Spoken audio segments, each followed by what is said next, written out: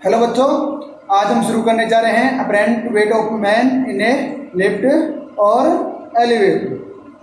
तो इसमें क्या होता है,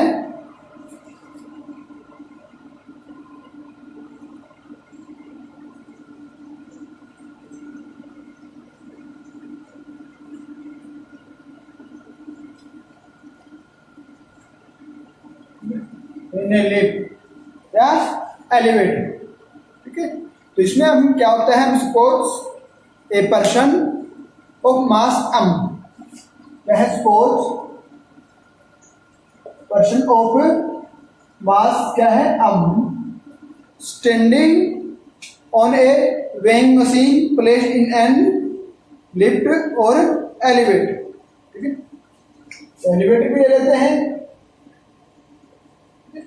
पर्सन है जो हमारे पास क्या है, वेइंग मशीन के ऊपर खड़ा है, और वेइंग मशीन क्या है, लिफ्ट या एलिवेटर के अंदर रखी हुई है। तो actual weight of the person क्या हो जाएगा, actual weight of person is mg। क्या हो जाएगा, mg।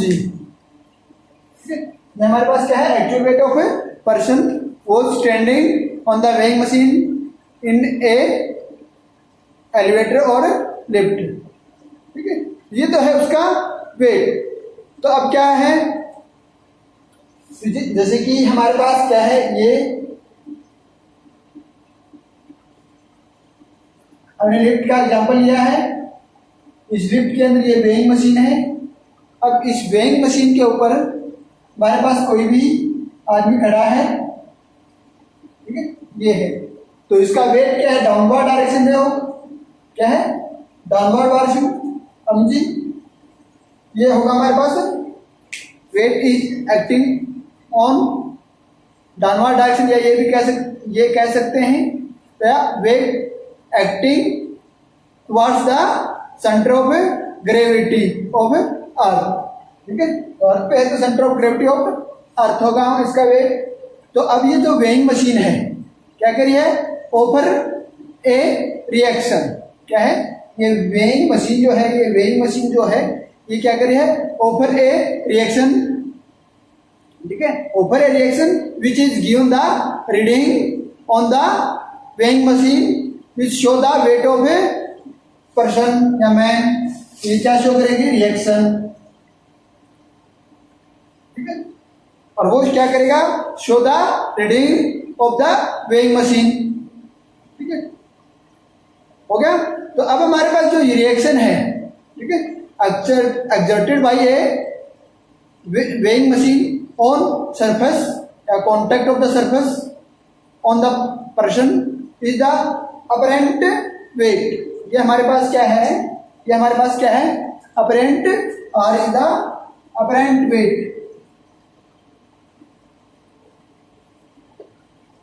हमारे पास क्या है, R is the apparent wait.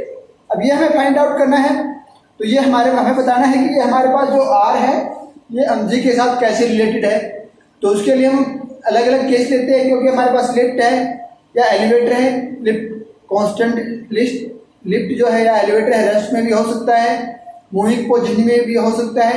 एक मूविंग पोजीशन में एक्सीलरेटेड मोशन भी हो सकती है, यूनिफॉर्म मोशन भी हो सकती है। तो हम इसके क्या करेंगे, डिफरेंट केस लेंगे।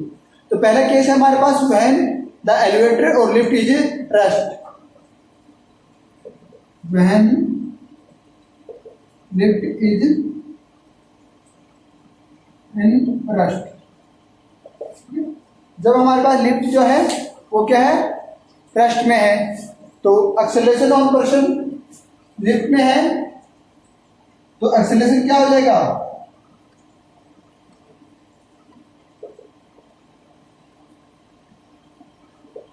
जब लिफ्ट हमारे पास रेस्ट में है तो एक्सेलरेशन ऑन पर्सन क्या हो जाएगा, a इज इक्वल टू 0। तो net force on the person. अब इसका फोर्स क्या होगा,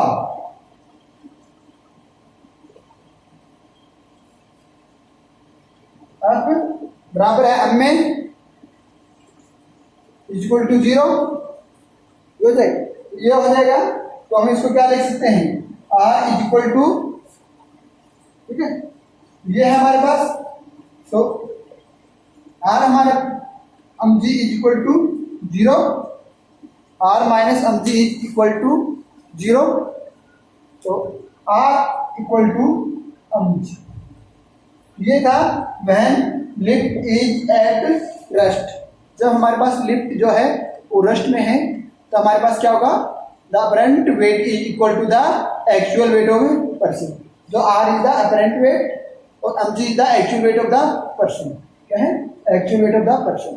तो both apparent weight is equal to the actual weight of the person, ये है। अब सेकंड केस की बात करते हैं। यहां पे तो हमारे पास क्या था, एक्सेलरेशन 0। अब सेकंड केस में हम बात करते हैं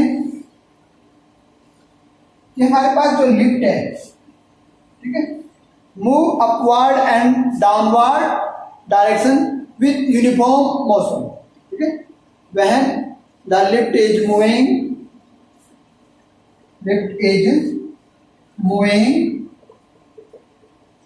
with uniform motion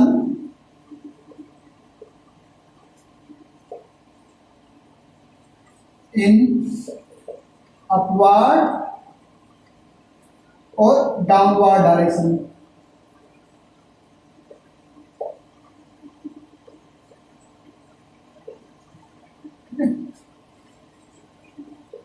downward direction तो यूनिफॉर्म मोशन है, यूनिफॉर्म मोशन है तो again acceleration is acceleration of person is equal to 0। ठीक है, तो हमारे पास क्या यूनिफॉर्म मोशन है तो एक्सेलरेशन ऑफ द पर्सन क्या हो जाएगा, 0 हो जाएगा। तो हमारे 0 हो जाएगा तो फोर्स क्या होगा, फोर्स इक्वल टू हम में is equal to 0, R minus mg is equal to आप is equal to R minus mg is equal to 0। तो R बराबर है mg। तो now in this case the apparent weight is equal to the actual weight of the person. ठीक है, इस case में भी हमारे पास क्या होगा कि अपरेंट वेट जो है वो हमारे पास जो पर्सन का एक्चुअल वेट है उसके बराबर होगा। ठीक है, तो ये है। अब नेक्स्ट केस की बात करते हैं। अब ये तो यूनिफॉर्म मोशन और रेस्ट की बात होगी कि जिसके अंदर हमारे पास एक्सेलरेशन क्या था, 0 था। अब हमारे पास क्या है, एक्सीलरेटेड मोशन है। ठीक है, एक्सीलरेटेड मोशन है तो हम क्या कहेंगे, the lift is accelerated upward. The lift is accelerated upward. अब हमारे पास क्या है, लिफ्ट ऊपर की तरफ जा रही है।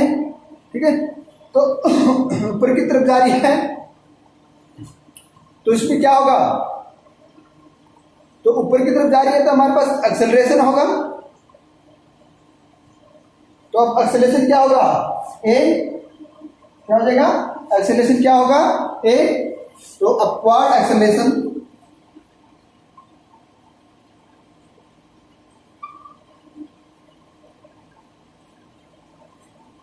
ऑफ द पर्सन या मैन इज इक्वल टू ए। क्या है, ए है तो ये है। तो लिफ्ट के अंदर हमारे पास जो पर्सन है उसका अपवर्ड एक्सेलरेशन है वो क्या है, ए है। तो ए है तो हमारे पास फोर्स क्या होगा, अपवर्ड फोर्स क्या हो जाएगा, नेट अपवर्ड फोर्स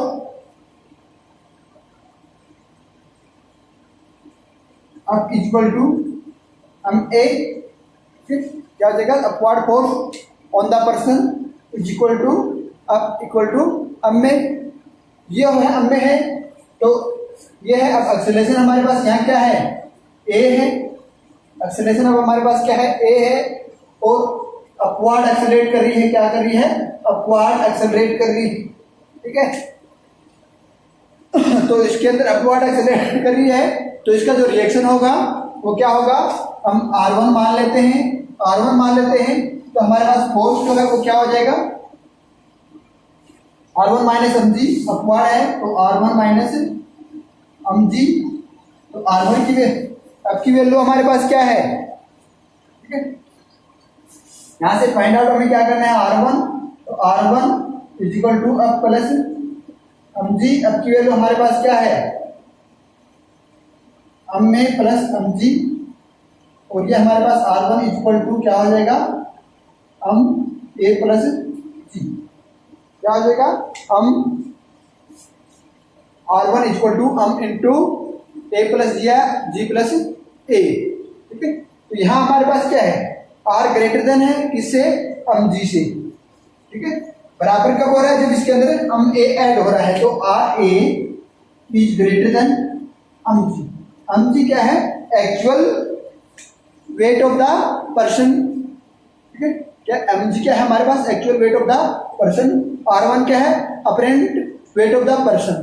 तो हम क्या कह सकते हैं कि the apparent weight of the person become more than the actual weight when the lift is accelerating upward. क्या है, जब हमारे पास लिफ्ट जो है वो ऊपर की तरफ जा रही है, तो उस केस में हमारे पास apparent weight of the man या person is greater than the actual weight of the person, ठीक है। अब नेक्स्ट केस की बात करते हैं। नेक्स्ट केस में हमारे पास क्या है, when the elevator is accelerating downward, ये अपवर्ड था, तो इसके अंदर हम एक्सेलरेटिंग क्या लेंगे, कि अब हमारे पास जो लिफ्ट है वो डाउनवर्ड आ रही है। अब हमारे पास क्या है, एक्सेलरेटिंग डाउनवर्ड, क्या कर रही है, डाउनवर्ड आ रही है।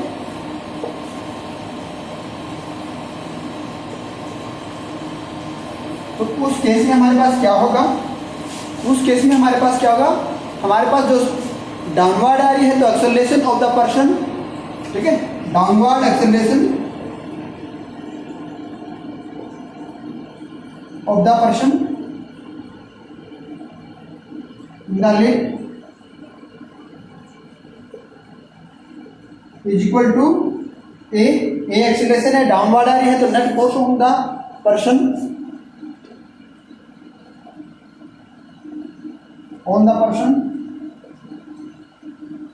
अब इज इक्वल टू हमें, अब हमारे पास क्या है, जो इसका अपरेंट वेट है वो हमारे पास क्या हो जाएगा, R2 हो जाएगा, या रिएक्शन जो है वो हमारे पास क्या है, R2 है। तो इसको हम क्या कह सकते हैं, तो ये अपवर्ड है और mg नीचे की तरफ आ रही है, तो हमारे पास क्या होगा, mg ग्रेटर देन होगा। तो इसको हम क्या लिखते हैं, फोर्स अब बराबर है mg माइनस R2, तो R2 हमारे पास क्या हो जाएगा, is equal to mg minus अब, ठीक है, क्या हो जाएगा, mg माइनस अब, तो ये हमारे पास क्या हो जाएगा, R2 mg minus ma is equal to mg minus a, क्या हो जाएगा, mg minus a।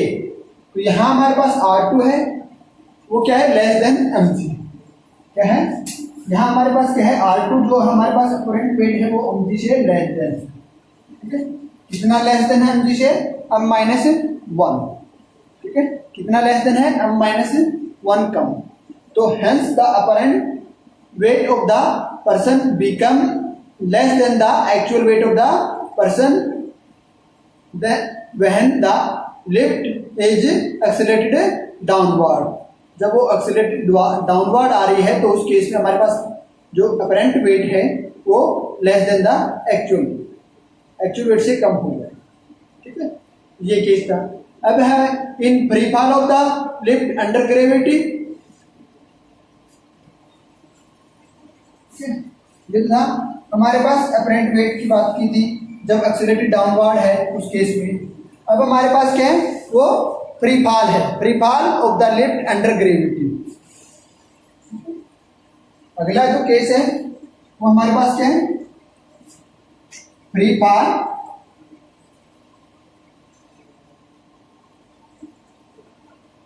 The lift under the gravity.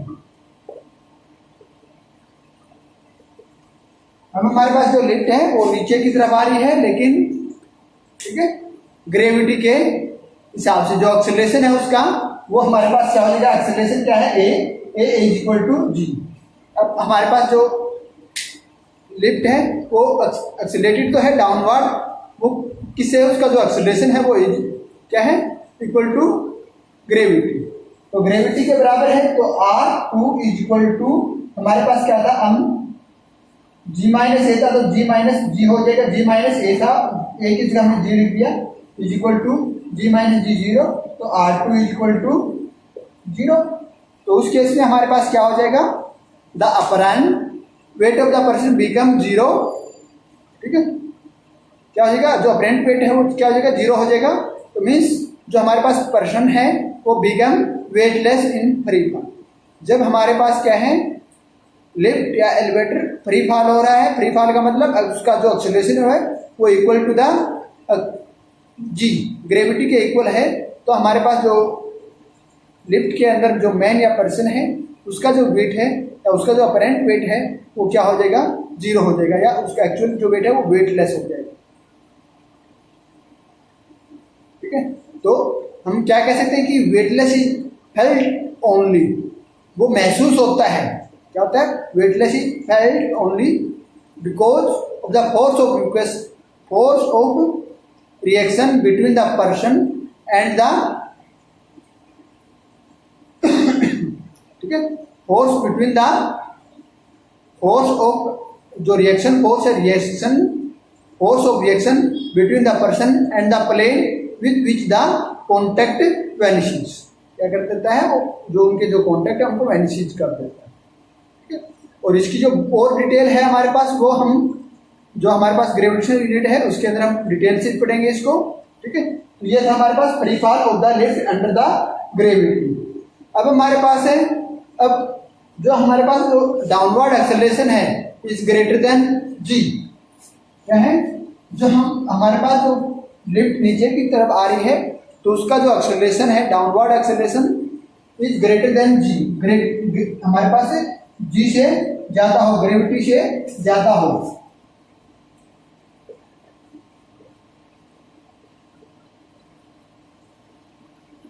Is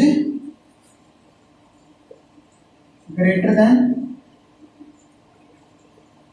जी, जो हमारे पास ग्रेविटी है उससे ज्यादा हो तो उस केस में हमारे पास क्या होगा, क्या है, a is greater than g, a is greater than g है, तो हम R2 पढ़ के आए थे, R2 हमारे पास क्या था, क्या था, m इंटू जी माइनस ए, ये था हमारे पास। तो उसके अब हमारे पास जो ए है वो क्या है, ए है वो ग्रेटर देन जी हो जाता है, तो आर की वैल्यू हमारे पास क्या हो जाएगी, नेगेटिव हो जाएगी। आर की वैल्यू है वो क्या होगी, नेगेटिव होगी, आर की वैल्यू नेगेटिव होगी, तो इस मीन्स क्या है, R2 जो रिएक्शन हमारे पास है वो become negative, means apparent weight of the person become negative, जो इसका अपरेंट वेट है वो क्या हो जाएगा, नेगेटिव हो जाएगा। इन केस में हमारे पास क्या होगा, in this case the person will rise from floor to the upward direction of, ठीक है, rise from the floor of the lift and crash against the ceiling of the lift. ठीक है, तो हमारे पास क्या है, जब ए ग्रेटर देन जी हो जाता है तो उस केस में हम जैसे ए लिफ्ट का लोअर एंड है और उससे हमारे पास क्या है, जो पर्सन इसके अंदर खड़ा है वो ऊपर की तरफ उठेगा, और ये मान लिया इसका ये फ्लोर था और ये इसका सीलिंग है, तो हमारे पास क्या होगा, ये नीचे से ऊपर की तरफ जाएगा, और एक केस ऐसा आएगा कि ये इसके क्रैश हो जाएगा, मीन्स सीलिंग को टच कर जाएगा, उसे कॉन्टेक्ट कर। ठीक है, तो ऐसा पॉसिबल नहीं होता। ठीक है, तो ये है हमारे पास apparent weight of the man in the elevator और लिफ्ट। तो अब हम बात करते हैं principle of conservation of linear momentum. Linear momentum मैंने पढ़ा था, तो अब बात करते हैं जो लीनियर मोमेंटम मैंने पढ़ा था उसका law of conservation of linear momentum. उस लीनियर मोमेंटम का कंजर्वेशन लॉ क्या कहता है, या ये कह सकते हैं कि principle of conservation of linear momentum.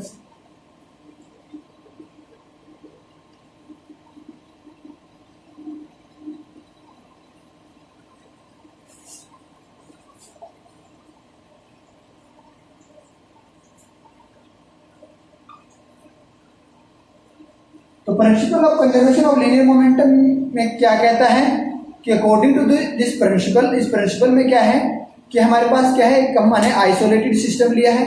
In an isolated system the vector sum of linear momentum of all the bodies of the system.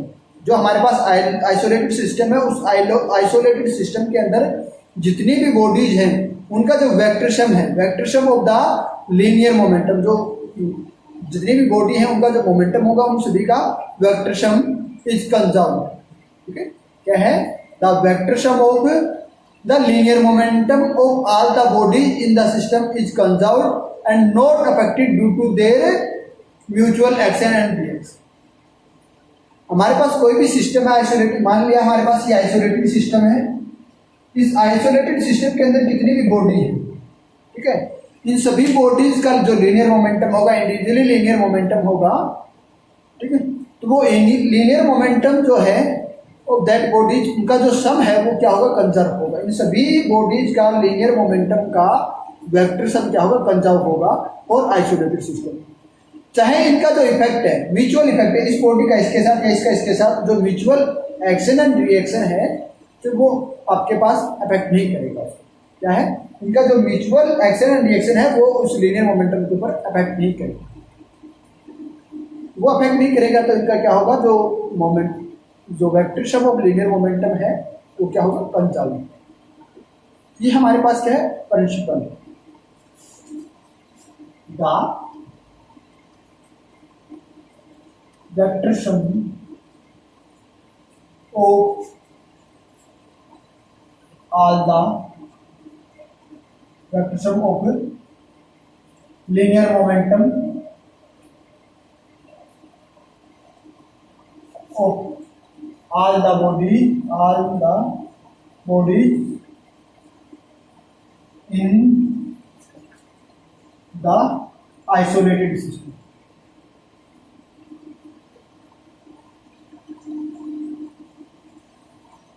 System is conserved. वो क्या होगा, कंजर्व्ड होगा एंड नॉट अफेक्टेड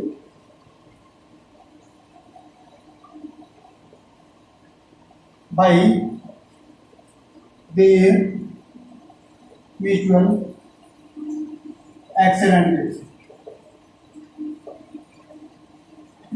उसका जो म्यूचुअली एक्शन एंड रिएक्शन होगा उससे उनके ऊपर कोई भी इफेक्ट नहीं पड़ेगा।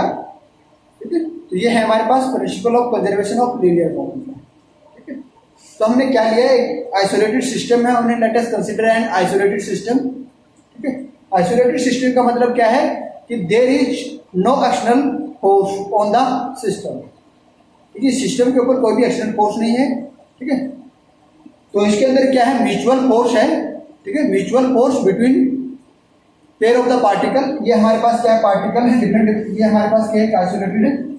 ये हमारे पास क्या है, आइसोलेटेड सिस्टम है, इसके ऊपर एक्सटर्नल कोई भी फोर्स नहीं है। इसके अंदर हमारे पास क्या है, डिफरेंट डिफरेंट पार्टिकल है।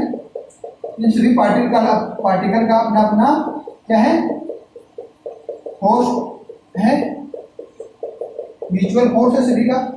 जितने पार्टिकल है सभी का क्या है, म्यूचुअल फोर्स है। ठीक है, म्यूचुअल फोर्स है। ठीक है, जिसको हम कहते हैं mutual force between pair of the particle, interaction force जिसको हम कहते हैं, वो हमारे पास क्या है, म्यूचुअल फोर्स। ठीक है, तो हमारे पास क्या करेगा, जो change in the linear momentum of individual part. ठीक है, जब मान लिया ये दो पार्टिकल है, हम पेयर ऑफ पार्टिकल की बात करते हैं, एक पार्टिकल ये है, एक पार्टिकल ये है, इन दोनों के बीच में म्यूचुअल फोर्स है। म्यूचुअल फोर्स होगा तो क्या होगा, इनका फोर्स होगा तो इनका लीनियर मोमेंटम चेंज होगा।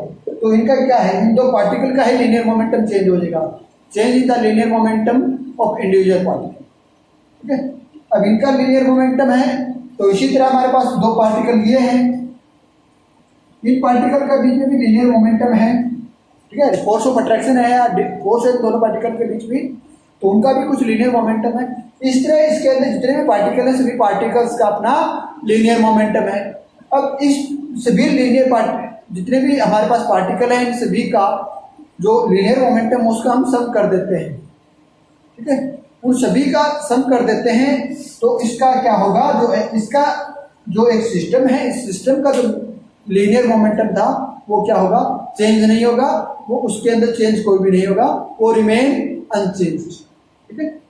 The mutual force for each pair are equal and opposite. Equal opposite है तो the linear momentum change cancel in each other.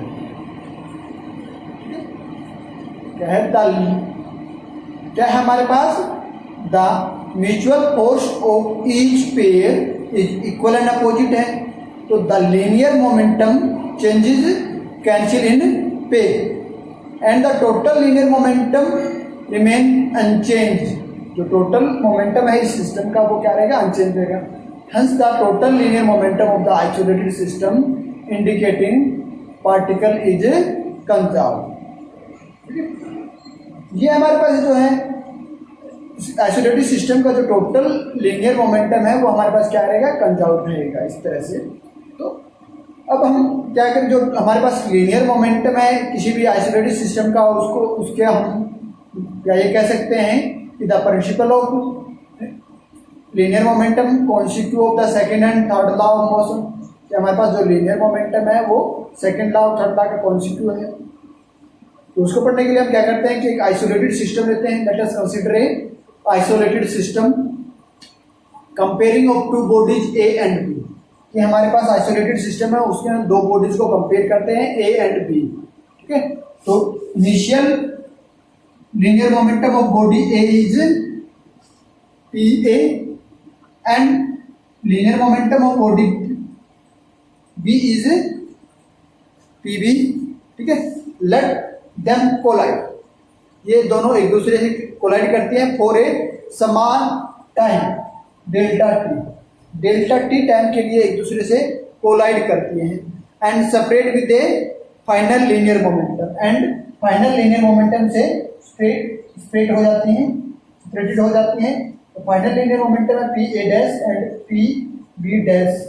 ए का पी ए डैश है फाइनल लीनियर मोमेंटम और बी का जो लीनियर मोमेंटम है वो P B dash.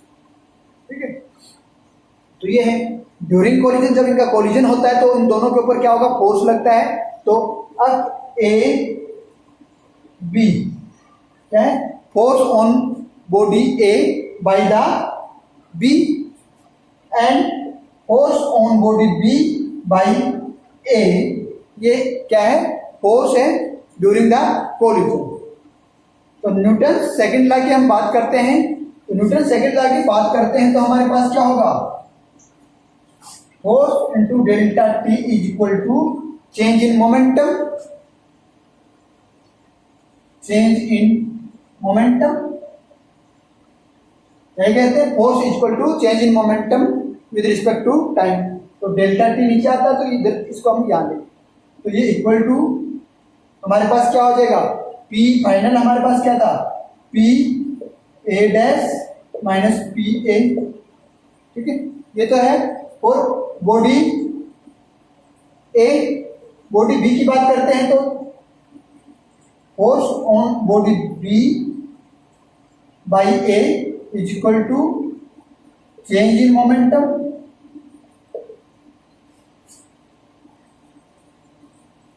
Of body B. यहां बॉडी ए के लिए था तो P B dash minus P B. ठीक है। तो ये है। तो according to Newton third law की बात करते हैं। ये तो था हमारे पास सेकंड लॉ के अकॉर्डिंग, Newton second law of motion की बात करते हैं। अब न्यूटन थर्ड लॉ की बात करते हैं। थर्ड लॉ की बात करते हैं तो हमारे पास फोर्स जो है, ठीक है, वो क्या होंगे, इक्वल एंड अपोजिट होंगे। तो force on body A is equal to and opposite to force on body B by A, equal and opposite हो गए। अब इन दोनों इक्वेशन से इनको फाइंड आउट करते हैं तो क्या हो जाएगा, P A dash minus A is equal to P B dash minus P B. ठीक है, ये हो जाएगा। तो अब हम क्या करते हैं, ठीक है, तो अब हम क्या करते हैं कि जो है हमारे पास P A and P B हमारे पास क्या है, बिफोर कोलिजन है। P A dash and P B dash ये हमारे पास क्या है, आफ्टर कोलिजन। तो हम इसको सेपरेट करते हैं तो हमारे पास क्या हो जाएगा, P A dash minus P B dash, sorry ये हो जाएगा प्लस हो जाएगा, सॉरी इधर लेके आएंगे तो ये हमारे पास क्या हो जाएगा प्लस हो जाएगा, इसको इधर लेके जाएंगे प्लस का हो जाएगा, माइनस यहाँ बाहर ले सकते हैं तो ये प्लस हो जाएगा, plus P A plus P B. ये हमारे पास क्या था लीनियर मोमेंटम आफ्टर कोलिजन, और ये था हमारे पास linear momentum before collision, which show that the final linear momentum of an isolated is equal to the total initial linear momentum of the system. ठीक है, this prove the conservation of linear momentum. ये हमारे पास क्या है conservation of linear momentum उसको prove कर रहा है। ठीक है, ये है हमारे पास। जब हमारे पास दो बॉडीज हैं उनके बीच में जो इंटरेक्शन होता है, उनके बीच में कुछ पॉइंट्स हैं उसको हम नोट कर देते हैं। जैसे कि हमारे पास टोटल जो लॉ ऑफ कंजर्वेशन हमारे पास क्या पॉइंट बताता है कि total momentum of system remain constant. कोई भी जो सिस्टम है उसका टोटल लीनियर मोमेंटम जो है वो हमारे पास क्या होगा रिमेन कांस्टेंट। क्या होगा कांस्टेंट होगा, the total momentum of the system remain constant. Second point क्या है change in linear momentum of system is zero. जो सिस्टम का जो लीनियर मोमेंटम में जो चेंज होगा वो क्या होगा जीरो होगा, change in momentum of system is zero. अब नेक्स्ट की बात करते हैं पॉइंट की, तो change in momentum of body A is equal to opposite to the change in momentum of B.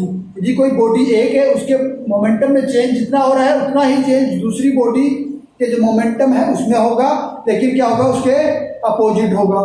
अब नेक्स्ट पॉइंट की हम बात करते हैं। नेक्स्ट पॉइंट क्या बताता है कि द फोर्स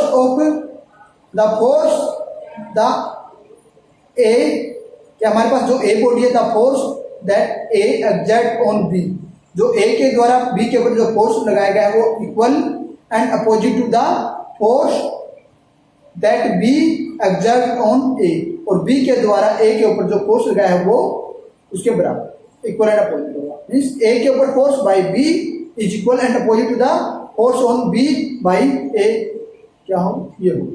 दोनों का जो फोर्स है बॉडी ए के ऊपर फोर्स और बी के ऊपर जो फोर्स है दोनों इक्वल एंड अपोजिट। ये हमारे पास क्या था linear momentum, conservation law of linear momentum. अब हम बात करते हैं application of principal of conservation of linear momentum की। लीनियर मोमेंटम जो हमारे पास है उसकी कुछ एप्लीकेशन है उसकी बात करते हैं। तो क्या होगी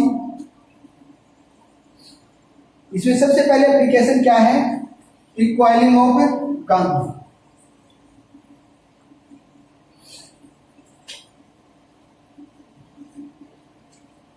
क्या पढ़ेंगे हम एप्लीकेशन। तो एप्लीकेशन में हमारे पास क्या है रिकॉइलिंग ऑफ गन।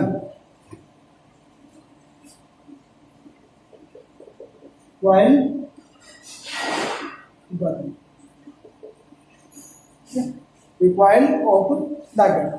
इसमें क्या है हमारे पास गन है, let m is the mass of gun. क्या है mass of gun is equal to m. तो मास जो हमारे पास गन के जो बुलेट है उसका मास क्या है मास ऑफ बुलेट इज समान अम।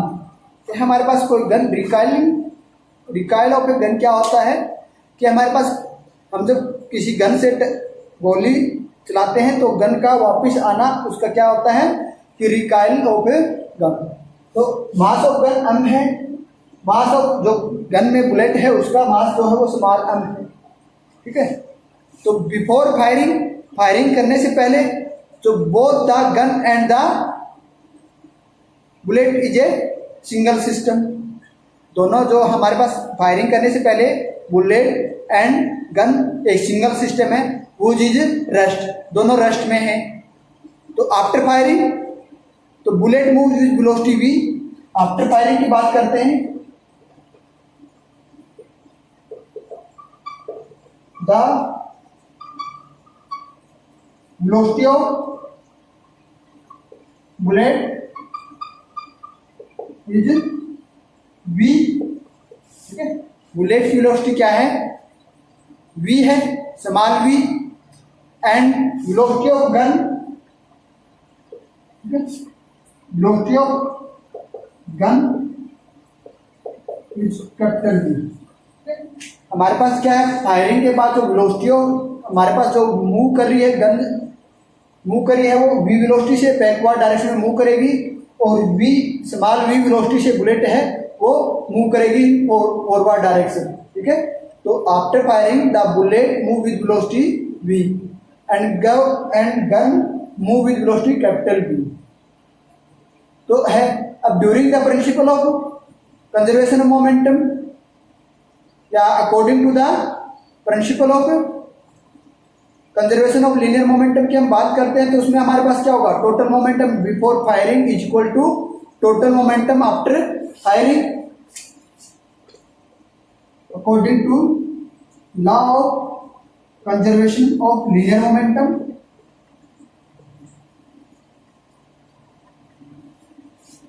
Linear momentum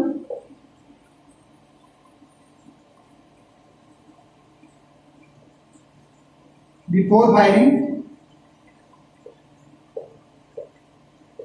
is equal to linear momentum after firing। दोनों बराबर होंगे, दोनों बराबर होंगे तो हमारे पास क्या होगा,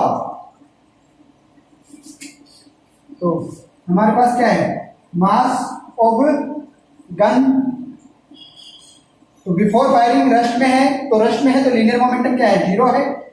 आफ्टर फायरिंग हमारे पास क्या है, लीनियर मोमेंटम क्या होगा, इज इक्वल टू, तो पहले हम निकाल लेते हैं मास ऑफ गन का मोमेंटम क्या होगा, mv, क्योंकि मास ऑफ गन ये है और वेलोसिटी ये है, प्लस अब स्मॉल mv ये हमारे पास बुलेट का है, ये हमारे पास क्या है, लीनियर मोमेंटम आफ्टर फायरिंग, और ये हमारे पास के बिफोर फायरिंग।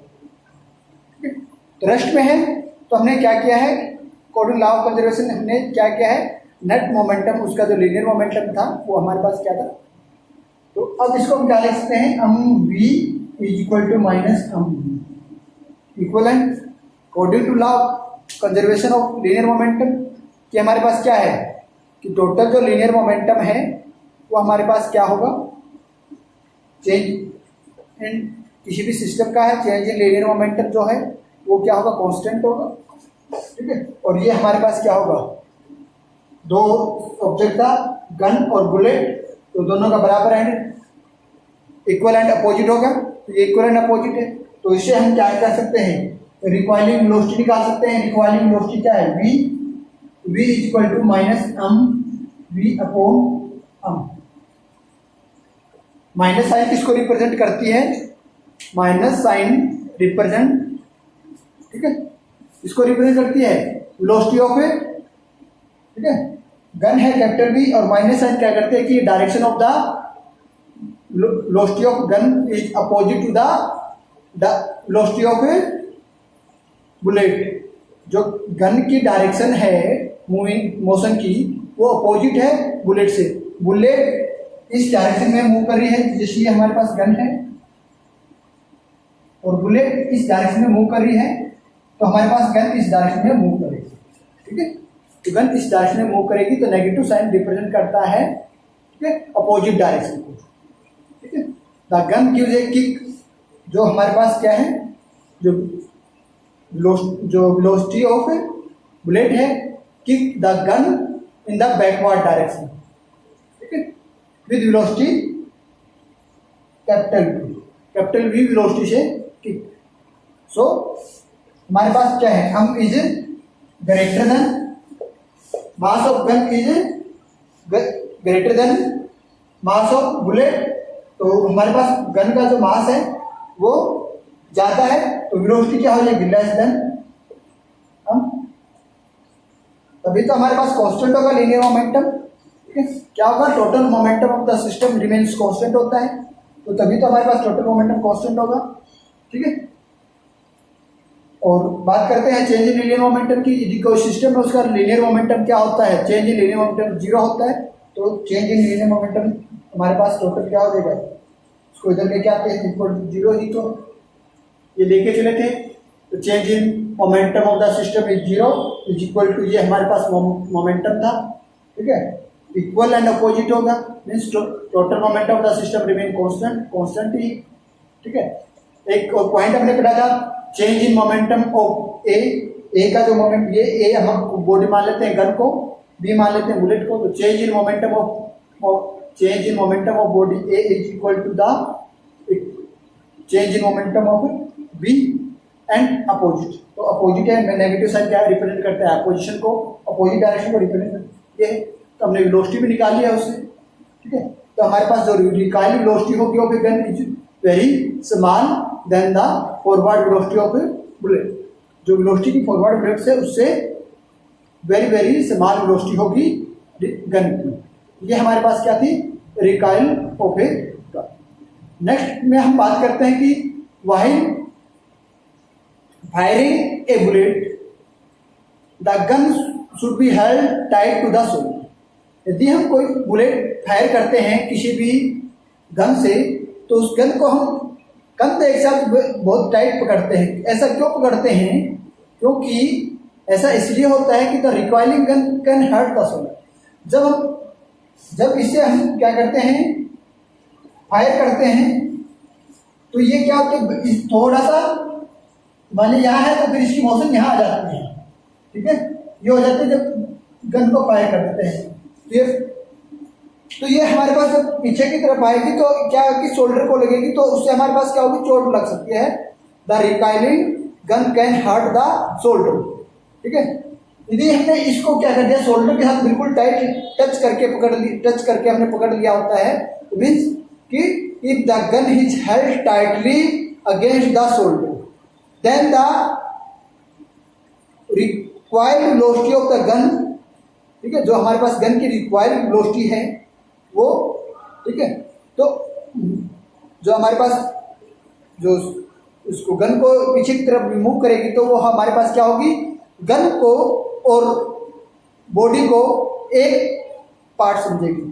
तो इसे हम कहेंगे कि हम टाइट पकड़ने के बाद बॉडी एंड द गन, क्योंकि जो हमारे पास गन है और जो हमारी बॉडी है वो क्या हो जाएगी, कंस्टिट्यूट ए वन सिस्टम, कि गन और जो शोल्डर के साथ हमने उसको पकड़ा है तो वो दोनों एक ही बॉडी बन जाएंगी। तो जिससे हमारे पास क्या है, उसकी जो वेलोसिटी, जो मास है हम वो क्या हो जाएगा, वेरी वेरी लार्ज हो जाएगा। लार्ज हो जाएगा तो हमारे पास जो recoil velocity become very small, तो जो रिकॉइल वेलोसिटी है वो बहुत स्मॉल हो जाएगी, जिससे हमारे पास क्या है, वो बॉडी भी पीछे की तरफ नहीं होगी, बंद, ठीक है, ये हो, ठीक है। इसलिए हम उसको कंधे के साथ टाइटली पकड़ते हैं। अब है when a man jump out of A boat, जब कोई आदमी बोट से जंप लगाता है तो ठीक है, the boat slightly move away from the shore, ठीक है। तो वो बोट है वो क्या है, थोड़ी पीछे की तरफ हो जाती है। ऐसा क्यों होता है, the total momentum of the boat and the man is, starting में हमारे पास क्या, बोट और मैन का जो टोटल मोमेंटम है वो जीरो है। In the starting total momentum of boat and the man is zero, क्योंकि दोनों एक ही बॉडी है, ठीक है। तो आइसोलेटेड बॉडी का जो change in momentum of the system वो क्या होता है, जीरो होता है। आइसोलेटेड बॉडी की बात करते हैं तो as the man jump from the boat, ठीक है, टू द शोर, ठीक है, हमारे पास जो बोट है उससे मैन जंप करता है। तो to conserve law of conservation of momentum की बात करते हैं, तो मैन जो है वो बोट से जंप करेगा तो उसका क्या होगा, मोमेंटम होगा, ठीक है। तो man jumps from the boat to the shore, he gain the momentum, क्या है, मोमेंटम गेन करेगा इन फॉरवर्ड डायरेक्शन, ठीक है। तो according to the law of conservation of linear momentum, the boat also gain the equal momentum in the opposite direction. तो man ने forward direction में किया तो अपोजिट डायरेक्शन में बोट ने लीनियर मोमेंटम अक्वायर किया है। तो इस वजह से slightly the boat slightly move in backward, ठीक है। ये हमारे पास है क्या है, बैकवर्ड डायरेक्शन में बोट मूव करते हैं। इसी तरह बात करते हैं rocket and jet plane works on the principle of the conservation of momentum. जितने भी हमारे पास रॉकेट्स हैं या जेट प्लेन है वो principal of conservation of momentum पे डिपेंड करते हैं। ऐसा क्यों है, इनिशियली हम बात करते हैं फ्यूल एंड रॉकेट्स की। तो initially both the rocket and fuel of are rest, starting में फ्यूल है और रॉकेट है वो दोनों रेस्ट में है।